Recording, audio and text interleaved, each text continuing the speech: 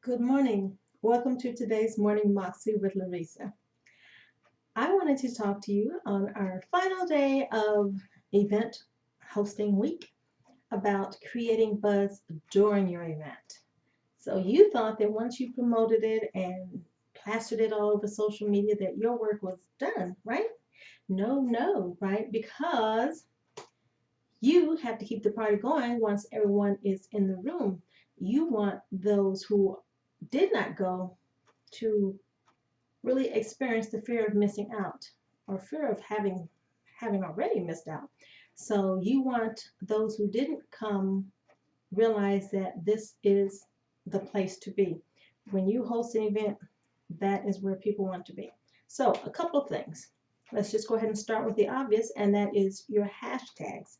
So you should, when you are promoting your event, and as people sign up, give them the hashtags so that they can promote your event online. Say, hey, I've already signed up for hashtag Larisa's Grand Planning Retreat, for example. I don't know.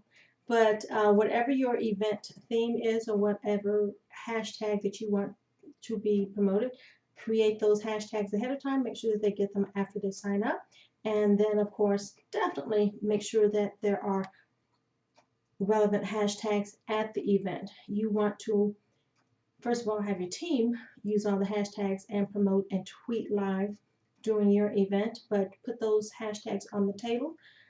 You can use a little picture frame at each seat so that people know what hashtags, so they can just type them up real quick and get those promoted while they're at the event.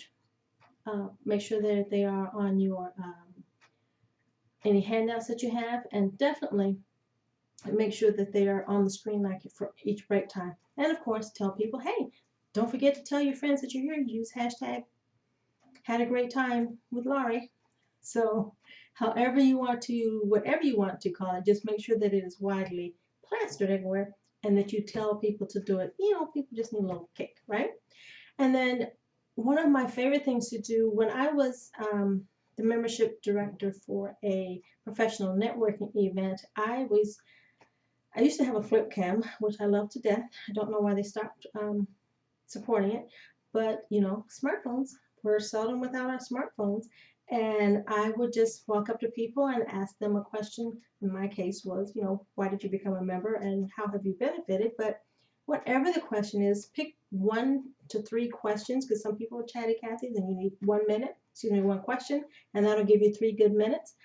Some people are monosyllabic, so you ask them a question and it's like yes, no. First of all, I ask open-ended questions, but they're not so chatty. Maybe you have to get through 2 or 3 questions to get your 2-minute video. These are not, movie of the week videos. They're just really quick. I call them man on the street because they're casual, they're informal, and so hopefully there's no pressure because just walk up with your camera.